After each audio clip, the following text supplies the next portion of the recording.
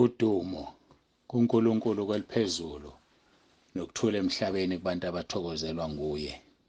Baba uNsibande okubingelelayo ngithi uJesu Kristu uyinkosi, mhlobo kaJesu.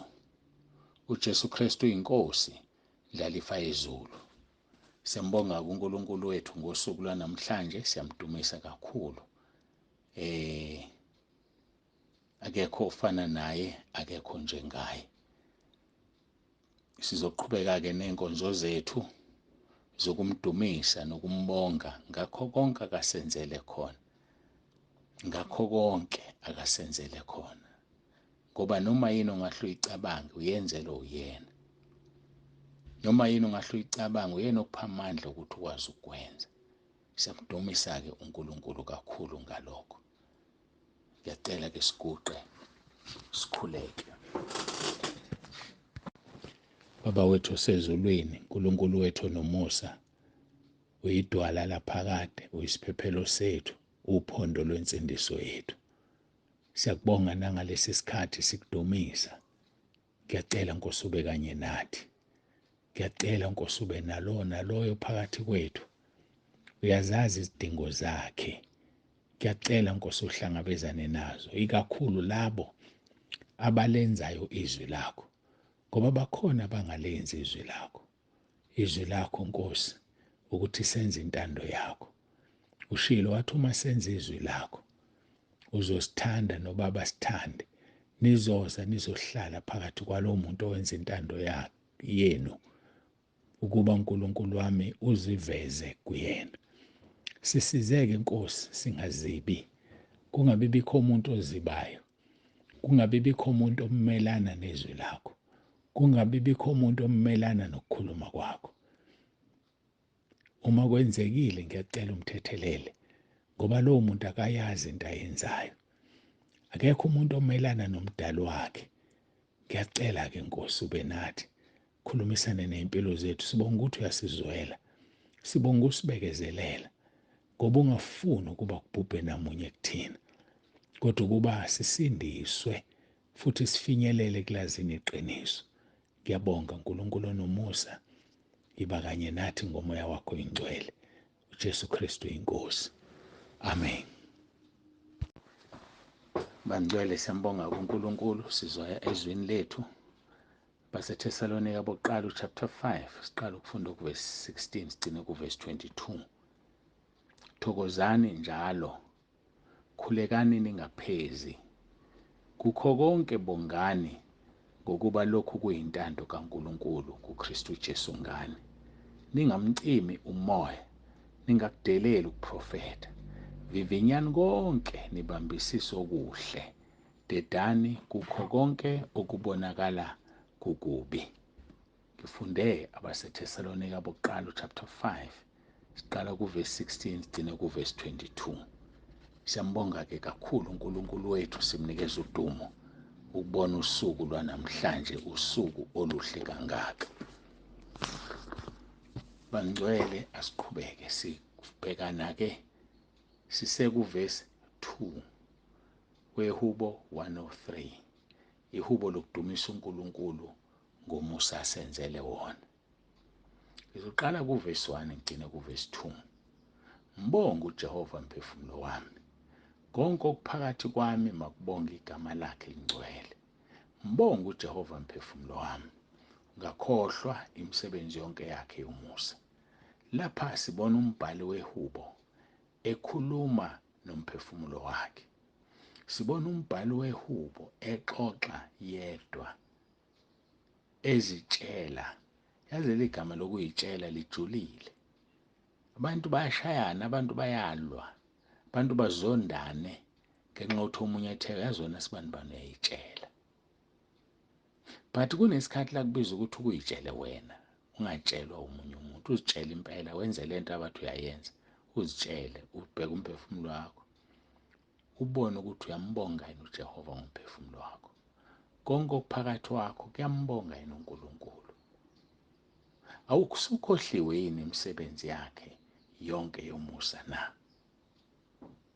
Sikhulumile-ke ngenhlanhla yababi edala ukuthi abantu bakhohlwe. Yazi ukuthi bakhohlwe imisebenzi yonke kaNkulunkulu yomusa. Lokho kwenze ukuthi sibuke iHubo 37. Sesiqalile kuverse 1 saqhuma. Namhlanje ngithanda ukuthi sibheke uverse 21 ngoba wonke lamanye sesiwathintile ngezikhathi ezingafani.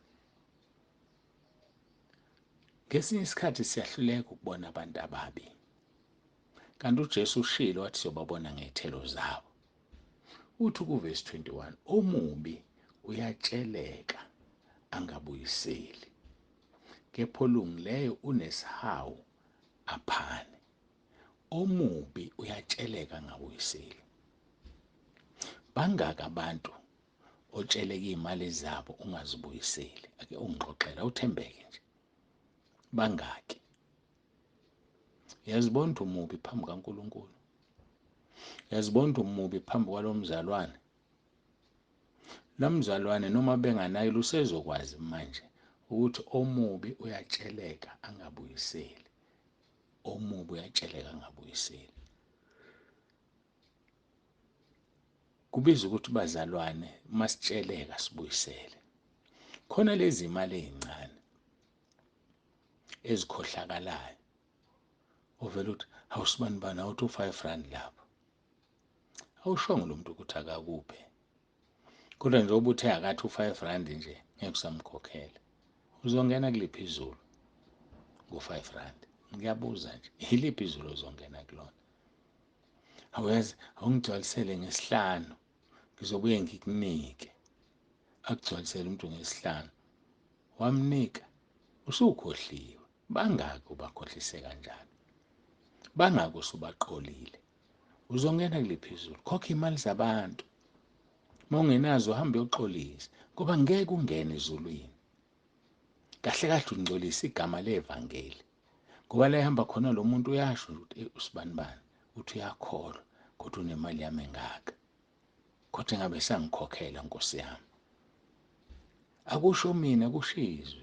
Verse 21 amaHubo 37, omubi uyatsheleka angabuyiseli.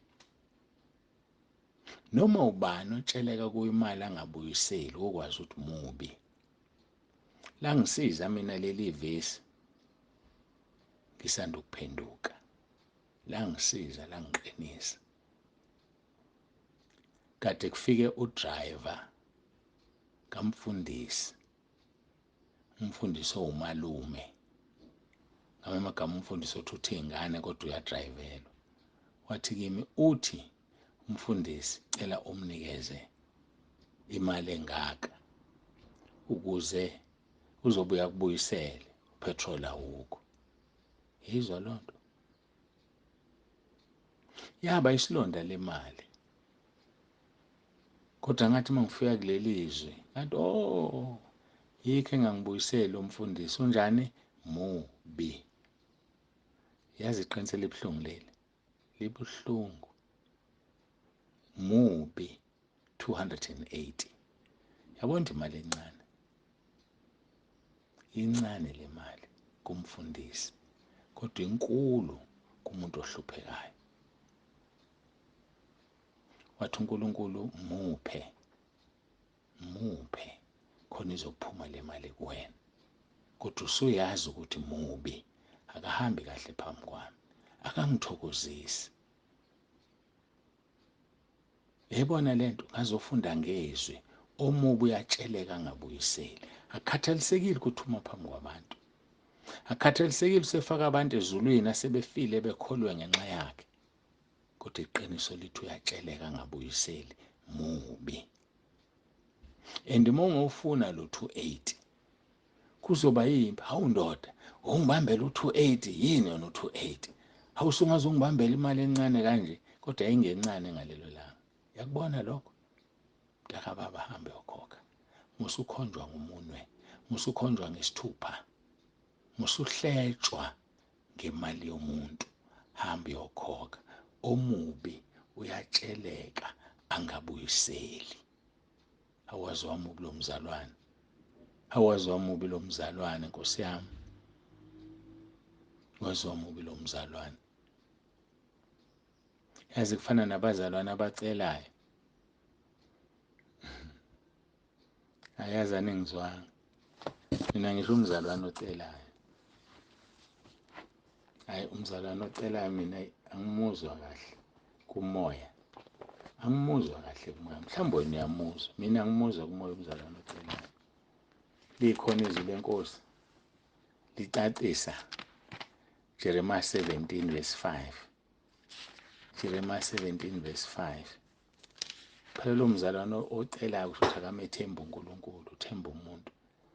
Uthi uJeremiah 17 verse 5 usho kanje uJehova uthi uqale kusiya umuntu othemba kubantu. Qale kusiya umuntu othemba kubantu. Ayenze inyama ibe ingalo yakhe. Ngake ngayichaza lento ngathi ingalo yenza isandla sikwazi ukufinyelela noma ikuphi la ufisa sifike khona. Ukuba ingalo ayikho, ngabe isandla siqhuma ehlombe, ngabe udla kanjani? Ngabe uyalala ngesisu uyatsheka phekwe iplate? Angazi ngabe senze njani, kodwa uNkulunkulu asipha ingalo. Lithi-ke umuntu owenza inyama ibe ingalo, umuntu osebenzisa omunye umuntu ukufeza izidingo zakhe, iphara. Yazi igama elithi iphara selajwayeleka nje. Kahle kahle liqhamuka ukuthi igama elithi parasite. Parasite. Iparasite isilwane esiphila ngezinye. Njengomiyane uyiparasite uphila ngegazi labantu. Ukuze uphile kufuneka usebenzise into ethize ekumuntu. So-ke iphara umuntu ophila ngabantu, ongayisebenzeli ongazenzeli izinto. So-ke akhona amaphara angama emgwaqeni. Akhona amaphara anesibindi sokucela nje. Mhlawumbe umfundisi ame nje impela ebandleni athi bazalwane ifriji lami li-empty, ngicela ningithengele iphara lelo. Uqale kusiwe lo muntu. Umzalwane vele asuka komunye umzalwane ocela ukudla, iphara lelo. Uqale kusiwe lo muntu. Nanti izwi verse 5. Uqale kusiwe umuntu othemba kubantu, ayenze inyama ibe ingalo yakhe, nonhliziyo yakhe isuka kuJehova. Ngoba iyasuka inhliziyo kuNkulunkulu. Awuthembi uNkulunkulu, uthemba umuntu. Yake yabulala bani indlala? Uzowabona kanjani amandla kaNkulunkulu? Ngoba phela kufika isikhathi sokuthi ukhuleke awunakudla. Kufika isikhathi sokuthi ukhale awunakudla. Amandla kaNkulunkulu uzowabona kanjani? Ngiyabuza mina, uzowabona kanjani? Ngoba kufanele ukuthi wenze njani? Ukhuleke uguqe ucele uNkulunkulu, ubone uNkulunkulu ekusampulele ekunika into bese uyamkhonza uyambabaza. Manje njengoba wena uthemba umuntu, wenza inyama ibe ingalo yakho, wenza umuntu kube uyena othola ngayo ukudla, othola ngayo izinto. Abesikhathi abesifazane basebenzisa abesilisa, abe nesibindi sokuqoma uqomela ukunikwa imali, abe nesibindi sokuqoma uqomela ukugqokiswa. Omunye anqaba impela nomzimba wakhe, kodwa uyayifuna imali yalo muntu, kodwa akafuni athinte umzimba wakhe. Omunye ayamnika impela umzimba. Uyayibona leyo nto? Uqale kusiyo, lisho njalo izwi lenkosi. Uqale kusiyo umuntu othemba kubantu. Umuntu asebenzise into ayiphiwe uNkulunkulu ukuzuza. Angazi-ke noma niyangizwa yini. Umuntu asebenzise into ayiphiwe uNkulunkulu ukuzuza. Omunye asebenzisa ubuhle bakhe engowesilisa ukuthi abesifazane bamenzele izinto abemthanda. Thothi mhlawumbe uyanqaba akayi nabo ecansini, mhlawumbe uyaya. Noma owesifazane asebenzisa ubuhle bakhe. Umuntu asebenzisa isimo akayisona. Omunye uyagula asebenzisa ukugula kwakhe ukucela. Ngiyacela bazalwane, ngiyagula ngokuthi nokuthi angikwazi ukusebenza. Lithi leli iBhayibheli lami uqale kusiwe. Qale kusiwe umuntu othemba kubantu, ayenze inyama ibe ingalo yakhe. Ungasukela nje uyilandela isiqalekiso. Uyilandela isiqalekiso phela lokho. Bengisuka lapha ngithi omubi uyatsheleka ngabuyiseli. Kodwa olungileyo njani uyaphana. Madoda. Olungileyo uyaphana. Kodwa umubi uyatsheleka ngabuyiseli. Wena-ke uyiliphi wena lapho mntanga baba? Wena-ke nje-ke ngiyakubuza. Uyaphana? Unaso isihawu? Unaso yini isihawu? Ngiyacela siguqe sikhuleke. uNkulunkulu wethu nomusa, idwala laphakade siyazithoba phambi kobuso bakho, sibonga uthando lwakho, sibonga amandla akho. Siyabonga Nkosi, siyakuthanda, siyabonga uNkulunkulu nomusa. Ngiyacela Nkosi ukuthi uwenze umsebenzi. Ngiyacela uNkulunkulu wami ukuba usize kube yilona loyo alenze izwi lakho. Singakhonjwa ngeminwe sithathe imali zabantu asangazibuyisela. Singakhonjwa ngeminwe sikanti sesikhohlweni ukuthi sayithatha le mali. Ngiyacela Nkosi Jesu ubusisa-ke lona loyolalele ngoJesu Kristu inkosi ephilayo. Amen. Jesu Kristu uyinkosi, ubaba uNsibande ovalelisayo.